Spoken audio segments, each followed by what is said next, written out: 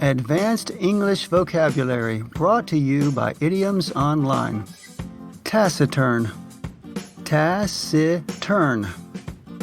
Of a person, taciturn means to be quiet, reserved, or uncommunicative in speech, reticent, close-mouthed, tight-lipped. A taciturn person speaks little. Usage of the word taciturn. The adjective taciturn tends to have a connotation of temporary. For example, her husband was ordinarily talkative on such trips, but today he was unusually taciturn. Examples of how to use taciturn in sentences.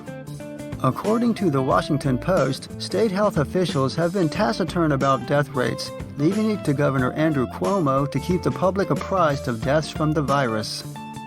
Giraffes are known to be taciturn creatures, perhaps due to their long necks. However, they do vocalize occasionally. He's moody and taciturn and hates doing the book signings, preferring to stay out of the spotlight. Compared to the Sherlock Holmes of television, the original character was unemotional and taciturn.